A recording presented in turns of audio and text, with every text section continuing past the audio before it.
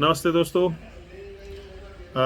आज हम लोग कुछ फॉल्ट फाइंडिंग पे डिस्कस कर रहे हैं मिस्टर ए के वर्मा जी के साथ।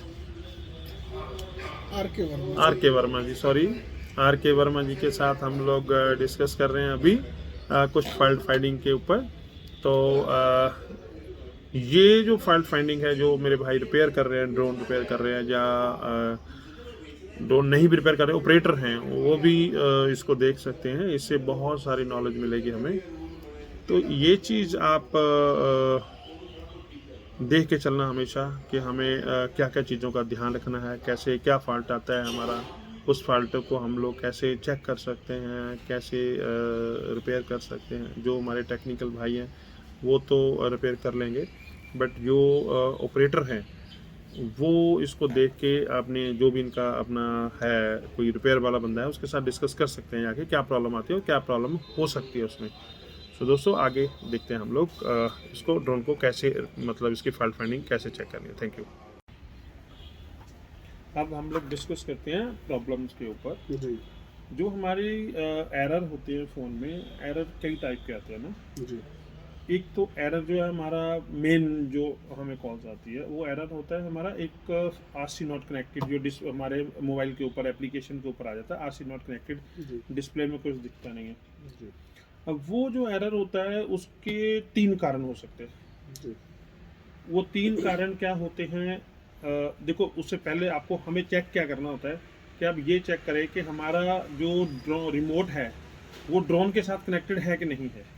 वो हम लोग विदाउट डिस्प्ले भी चेक कर सकते हैं। रिमोट को, स्टिक को ऑन करके देखेंगे, अगर हमारा रिमोट चल रहा है, ड्रोन चल रहा है, स्टार्ट हो गया, जी तो इट मीन वो दोनों ट्रांसमीटर और रिसीवर, ड्रोन और हमारा रिमोट, वो आपस में कनेक्टेड है। जी ये तो हमारा ये क्लियर हो तो गया ये तो क्लियर हो गया। है ना, कि जी हमारा रिमोट के साथ वो तो कनेक्टेड है, ड्रोन कनेक्टेड है, अगर उसको ड्रोन उड़ा के कनेक्टेड देखें है। तो उड़ेगा भी वो। जी बट प्रॉब्लम हमें क्या है कि हमें डिस्प्ले के ऊपर वो दिखाई नहीं दे रहा, व्यू दिखाई नहीं दे रहा। तो अगर व्यू नहीं दिखाई दे रहा तो उसके ऊपर डिस्प्ले में एक एरर आ रहा है, आरसी नॉट कनेक्टेड, या समटाइम तो आ जाता है कि फोन नॉट कनेक्टेड जी टू वायर, जी ये भी एरर आ जाता है। और उसके लिए अभी हमने क्या करना है, अब उसमें 3 प्रॉब्लम हो सकती है। नंबर 1 कि आपकी केबल खराब होगी। जी केबल के दोनों साइड जैक होते हैं। जी एक तो यूएसबी जैक होता है मोटा वाला, हाँ। या C type to C type. V eight आ गया, जी या C type to C type आ गया ना। जी आपका जो V8 वाला जैक होता है उसके खराब होने के चांसेस ज़्यादा होते हैं थोड़े से। जी C type to C F जो है केबल है, वो उसके केबल के खराब होने के चांसेस कम होते कम हैं। होता है। जी ठीक है। उसके जो मेल कनेक्टर है या फीमेल कनेक्टर है, उनके दोनों के चांसेस कम होते हैं।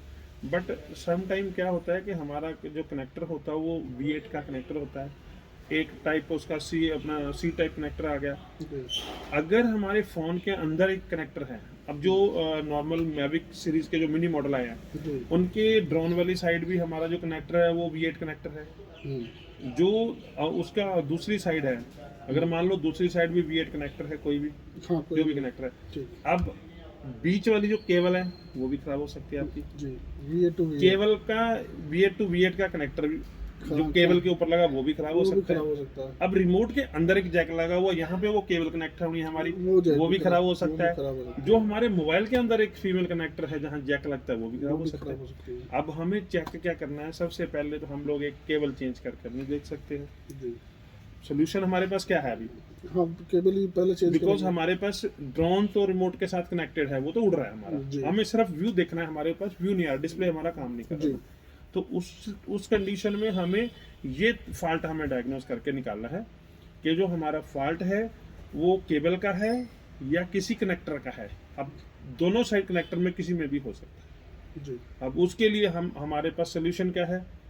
अब रिमोट तो हम लोग चेंज नहीं कर सकते, नहीं। ऑप्शन ही नहीं है हमारे पास, दूसरा रिमोट एक्स्ट्रा नहीं है। नहीं हम फोन चेंज करके देख सकते हैं, यूएसबी केबल चेंज करके केबल देख सकते चेंज कर हैं। सकते सबसे पहले जो इजी है हम लोग वो चेक करेंगे, ठीक है। क्योंकि केबल हम लोग ले सकते हैं, फोन तो नया इतना जल्दी या लेना बड़ा मुश्किल है। जी दूसरे किसी का फोन पकड़ेंगे, उसमें एप्लीकेशन नहीं है, बड़ी प्रॉब्लम होती है। जी तो सबसे पहले आप अपने पास एक्स्ट्रा हमेशा केबल रखो। हाँ जो उसकी केबल होती है, जो भी जिस टाइप का फोन है आपके पास, अगर सी टाइप का है या V8 का है या एप्पल का है। अब एप्पल वाली केबल और सी टाइप केबल, इनके खराब होने के चांसेस बहुत कम होते हैं। जो सी टाइप है, इसके मेल और फीमेल के खराब होने के चांसेस ज़्यादा होते हैं। जी तो आप हमेशा कोई भी केबल हो तो आप अपने पास एक एक्स्ट्रा केबल रखिए। जी सर। बस जब भी ऐसा होता है बस हमने ये फॉल्ट हमारा वहीं से सॉल्व होगा। पहले कंफर्म करना केबल खराब है या मोबाइल में मोबाइल प्रॉब्लम में है। गड़बड़ है कहीं पे भी ना। अब क्या होता क्या है, हमारे पास आते हैं रिपेयर के लिए, वो जो उसका पोर्ट भी खराब हो जाता है ना, जो रिमोट के अंदर होता है। वो चलते चलते खराब हो जाए, चल, V8 का नहीं पोर्ट नहीं, वो जल्दी क्या खराब होता है होता कि भी है। हम लोग सम टाइम, मैं आपको दिखा भी देता हूँ, कई बार क्या होता है कि हमारे पास ये जो इसकी पोर्ट है, हम लोग क्या करते हैं ना, इस पोर्ट को बार बार निकालते हैं हाँ केबल लगाने के लिए यहाँ जी से, जी। या इसमें हम लोग दूसरी केबल ट्राई करते हैं, तो ये बार बार केबल चार्जिंग के लिए हम लोग इसको बार बार निकालते हैं, लगाते हैं, तो कई बार ये पोर्ट भी खराब हो जाती है, ये भी रिप्लेस करनी पड़ती है हमें। मान लीजिए आपने अपने फ़ोन की केबल भी चेंज करके दे लिया, आप अपना फ़ोन भी चेंज करके देख लिया, डिस्प्ले आपका फिर भी नहीं आ रहा, जी तो फिर एंड पार्ट फॉल्ट आपका यहीं से लास्ट में निकलेगा, ये ये देखें। पोर्ट आपकी खराब होगी। हो सकता है वो आपका फ़ोन भी ठीक है, आपकी केबल भी ठीक केबल भी ठीक है, है, तो ये पोर्ट कनेक्टर खराब, आपका, ये पोर्ट आपकी खराब होगी। पोर्ट खराब होगी। तो ये चीज़ें हमें सिर्फ चेक करने वाली होती है। जी तो बाकी उसमें जो एरर आते हैं नॉर्मल, जो एरर होते हैं ड्रोन में, और वो तो जब हम लोग कोई भी ड्रोन आएगा तब पता चलेगा कि क्या क्या एरर आता है। जी ESC एरर आ जाता है एक तो, जी आजकल मैविक सीरीज में ESC एरर ज़्यादा आ रहा है। जी। फैंटम में भी आता था, फैंटम में एरर आता जब हमारा ड्रोन कभी गिर जाता था। गिर जाता था। अब जो मैविक सीरीज आई है, मैविक सीरीज में जो ESC एरर है, हम्म, ESC एरर आपकी मोटर अगर खराब होगी, जी अगर मोटर शॉर्ट होगी, वायर कट गई, जी तब भी आपको वो ESC एरर शो कर देगा। अगर उसमें कोई बोर्ड में ESC बोर्ड में प्रॉब्लम होगी, फिर तो उसने करना ही करना है। करना ही करना है। पर मेनली क्या होता है, उसकी अगर मोटर खराब होगी गिर के, हम्म, शॉर्ट होगी, हीट होगी, तो भी ये तो भी आपको ESC एरर आएगा। अगर मोटर आपकी जाम होगी, बल्कि कई बार क्या होता है कि ड्रोन हमारा गिरा, हाँ, एक मोटर हमारी जाम होगी, जाम हो गई। जाम होने की वजह से भी हमें ESC एरर आएगा, तो वो मोटर हमें रिप्लेस करनी है। रिप्लेस हमें आइडिया पता चल जाता है, चारों मोटरों को चेक करेंगे, उसको अगर हमारे पास ऐसा ESC एरर आता है तो उसको फाइंड करने का भी एक तरीका है। तो उसको हम लोग कैसे फाइंड करेंगे कि अब दो मोटर हमारे पास चार है, जी अब हाँ। चार मोटरों में से कौन सी मोटर खराब है, कौन सी मोटर खराब है, ये कैसे वो कैसे पता चलेगा? जी तो जब भी हम लोग ड्रोन को ऑन करते हैं ना, ड्रोन के अंदर एक बीप आती है, जी ड्रोन ऑन करते हैं ना, ड्रोन के अंदर एक हाँ, बीप की साउंड की आवाज आती है, हल्की सी, आती है वो मोटर की साउंड की आवाज होती है। जी। वो हर एक मोटर एक साउंड की आवाज देती है, अलग अलग सब सेम। सब सेम ही होता है, अच्छा, पर मोटर सारी चारों की चारों मोटरें आवाज देगी। चारों की चारों चलेगी। हाँ, हाँ चारों की चारों मोटरें आवाज देगी। ठीक है। अगर आपने 1 बाई 1 चेक करके देखना है, हाँ जो मोटर आवाज नहीं दे रही, हम्म, इट मीन्स वो मोटर आपकी खराब है। हाँ, ये भी सही है। समझ लगी? जी, ये मतलब चारों में से हमें फाइंड करने का एक तरीका है। सारे ड्रोन का एक ही सारे सिस्टम। ड्रोन का एक ही सिस्टम है। अच्छा, जब प्रोपेलर वो हिलता है उसी समय बीप करता है। यस, जब वो प्रोपेलर हल्का सा टू टू करता है ना, हिलता है ना, हाँ हाँ तब वो मोटर बीप करती है। हाँ, और चारों में से हमारा फाइंड करने का एक यही तरीका है कि हमारी, मान लीजिए हमारी मोटर घूम तो रही है इजीली, अगर मोटर जैम होगी तो हमें पता चल जाएगा कौन सी मोटर जैम हुई है ना, नहीं घूम रही है, वो पता चल जाएगा। अगर कौन सी मोटर हार्ड चल रही है वो भी हमें मूव करके पता चल जाएगा। नॉर्मल कंडीशन में अगर मोटर नॉर्मल कंडीशन में है बट खराब होगी, अब जैम तो वो तभी होगा अगर उसका बैरिंग वगैरह जैम होगा, अगर वो चोट लगी उसके ऊपर तो मोटर जैम हो जाएगी। अगर वो जैम नहीं होती है, जैम नहीं हुई, तो हम उसको फाइंड कैसे करना है, ये उसका सबसे अच्छा तरीका है। मोटर को, हर एक मोटर को आप हाथ लगा के भी पकड़ के रखोगे ना, जब मोटर को ऑन करोगे हाथ लगाओगे, तो उसमें एक हल्का सा मोटर आपकी ऐसे घूमेगी, हल्की सी, हल्का, जब आप ऑन करो प्रोपेलर होता है तो प्रोपेलर हिलता है, देखना आपका घूमती है ना, जब वो हल्का सा घूमती है, अगर आप उसको देखोगे तो भी आपको पता चल जाएगा। इट मीन्स अगर किसी मोटर में से, चारों में से एक मोटर नहीं हल्का सा हिली, तो इट मीन्स वो मोटर आपकी खराब है, तो आपका ESC एरर वहीं से सॉल्व हो जाएगा। तो आप उसको, उस मोटर को चेंज करो, आपका ESC एरर रिमूव। ठीक है, नेक्स्ट फॉल्ट आप बताओ कोई क्या फॉल्ट आता है, मैं उसका सोल्यूशन बताता हूँ फिर आपको। अच्छा, ESC एरर पत्ते से भी आता है, अग्नि पत्ते से। देखो, ESC एरर बेसिकली, ESC है क्या, ये आपको इसके बारे में पता है? Electronic speed controller. ये आपका जो मोटर होती है जी उसका एक इलेक्ट्रिक स्पीड कंट्रोलर होता है। जी ठीक है, वो जो मोटर का स्पीड कंट्रोलर है, एक बोर्ड है, अब अब जो मैविक सीरीज के आगे इसके अंदर तो एक बोर्ड आ गया, हाँ एक बोर्ड में चारों ESC आते हैं, चारों ESC आ गए। ठीक है। जी। पहले जो फैंटम सीरीज आते थे उसमें दो लेफ्ट होते थे, एक लेफ्ट होता था बोर्ड, एक राइट होता था, एक बोर्ड में दो ESC होते दो थे। ESC होते थे। उससे पहले जो फैंटम 2 आता था, जी। जब फैंटम 3 आता था, 3 में भी एक बोर्ड में चारों ESC होते थे। फैंटम 3 में भी। हाँ, उससे पहले फैंटम 4 आता था। हाँ फैंटम 4 में हर एक लेग के साथ अलग ESC लगा होता था।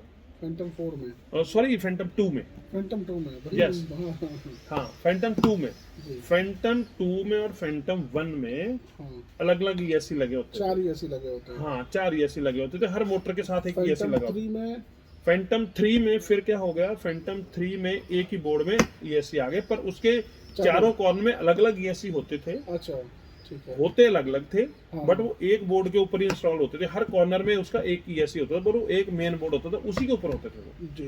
ठीक है। हम उसको रिपेयर कर सकते थे एक ESC को ही, ठीक है। उसके बाद में फैंटम 4 आ गया। फैंटम 4 में दो ESC आगे लग, एक ESC इधर हो गया, एक ESC इधर हो गया। अब एक ESC में दो मोटरों के मतलब ESC कंबाइंड होते थे, एक बोर्ड होता था, जी। एक बोर्ड में दो ESC होते थे, ठीक है। अब वो जो दो ESC थे, अगर हमारा बोर्ड खराब हो गया तो हमें पूरे का पूरा बोर्ड चेंज करना पड़ता था, या अगर हम लोग उसको रिपेयर कर सकते हैं, उसके ऊपर छोटे छोटे IC होते थे, एक साइड पे लगे हुए, हाँ हाँ 6 IC होती है मेनली, उनके ऊपर लगे हुए होते थे।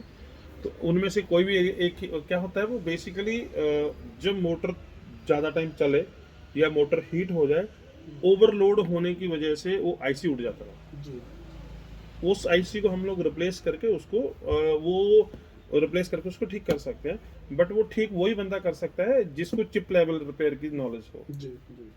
नॉर्मल के पहली रिपेयर चीज तो पार्ट मिलना बहुत इजी नहीं है। नहीं, पार्ट का क्या होता है ना, हमारे पास जो बंदा रिपेयर करता है उसके पास जो पार्ट्स होते हैं वो पुराने ड्रोन से अवेलेबल हो जाते हैं। जी हाँ, और कोई तरीका नहीं है। और कोई तरीका नहीं है, ठीक है। कुछ पार्ट्स तो है जो हमें मिल जाते हैं नए मार्केट से, जी।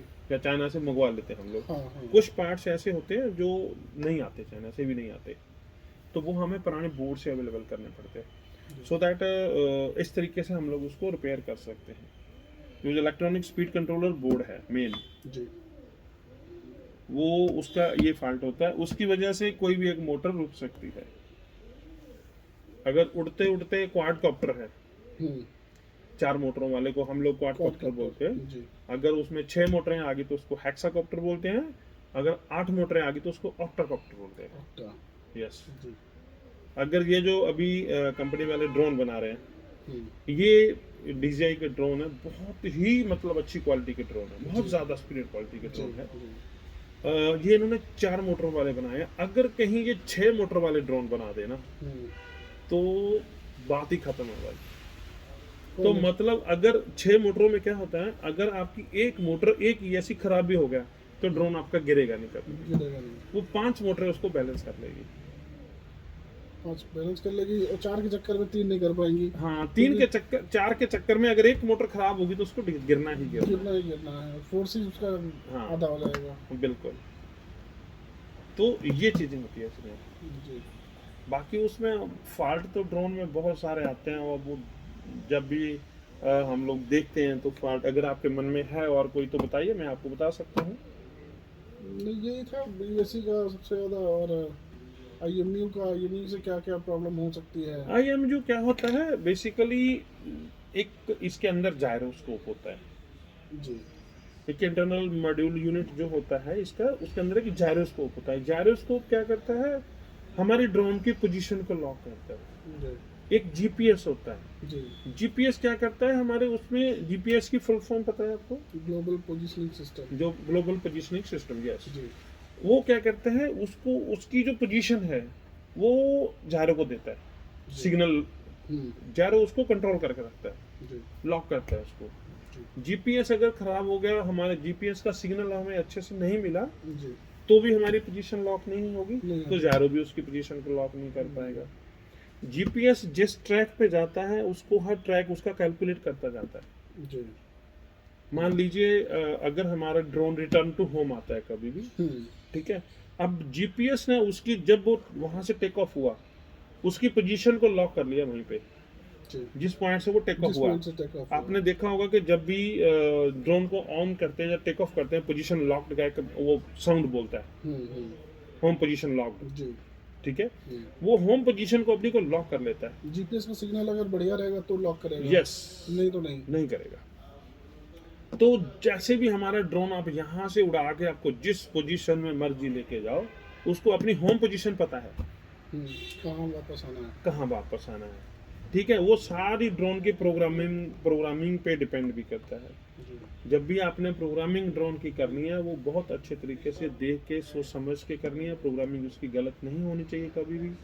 कुछ लोगों ने क्या होता है कि प्रोग्रामिंग उसकी बंद की होती है, कोई भी उसमें डिजिट डालते नहीं है।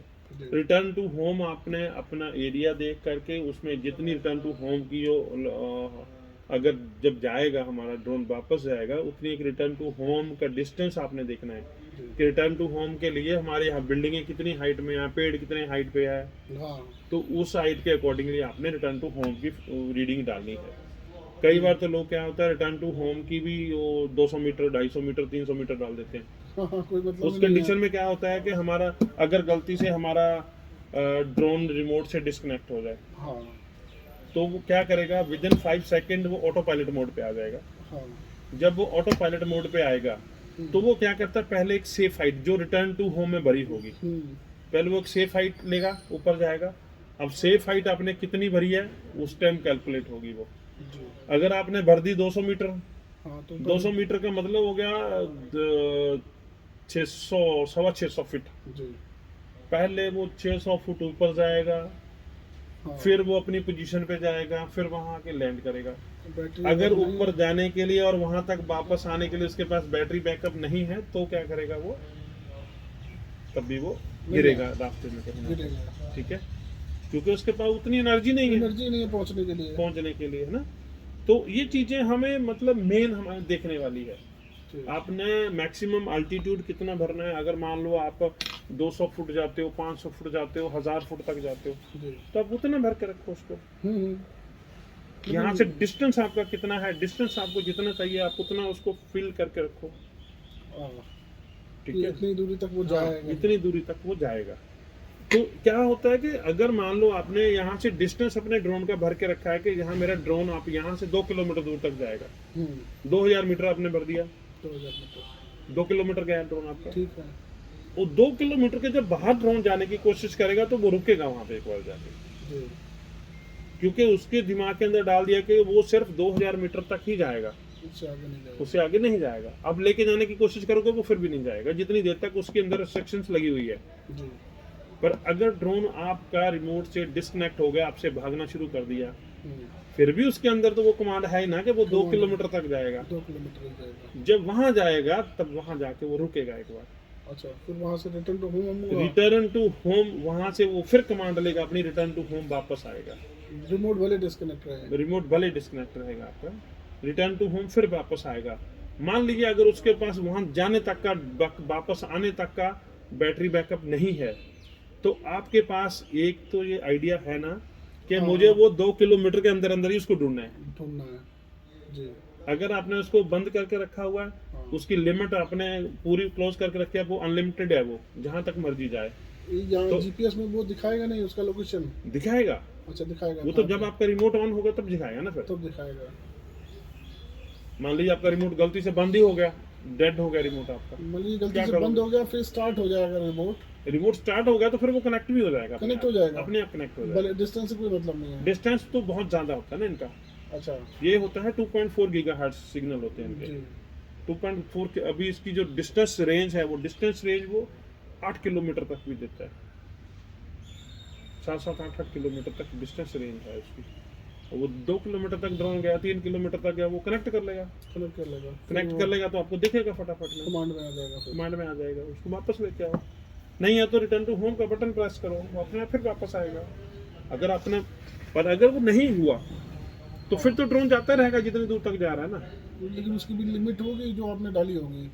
अगर लिमिट नहीं डाली ना, मैं इसीलिए बोल रहा हूँ। हाँ, अगर लिमिट नहीं डाली तो लिमिट डालना जरूरी है, मैं ये बोल रहा हूँ। सही है, लिमिट डालना जरूरी है। उसको उसके दिमाग में एक रीडिंग फीड रखना बहुत ज़रूरी है कि कहाँ तक हमको जाना है। हाँ, कहाँ तक आपको डिस्टेंस कवर करना है, कहाँ तक आपको हाइट कवर करनी है, ये चीज़ कंपल्सरी है उसमें डालना। तो ये काम जरूरी होते हैं उनके जीपीएस। अगर मान लो उसका जीपीएस सिग्नल ही खत्म हो गया तो वो अल्टीट्यूड मोड पे आ जाएगा। अगर अल्टीट्यूड मोड पे आ गया तो वो रुकेगा नहीं। अच्छा, उड़ता है तो अगर डिस्कनेक्ट हो गया, उड़ता है तो उड़ता ही जाएगा। लेकिन ऐसा तो रेयर होता होगा जीपीएस छोड़ दें। हो जाता है समटाइम, इलेक्ट्रॉनिक्स डिवाइस है।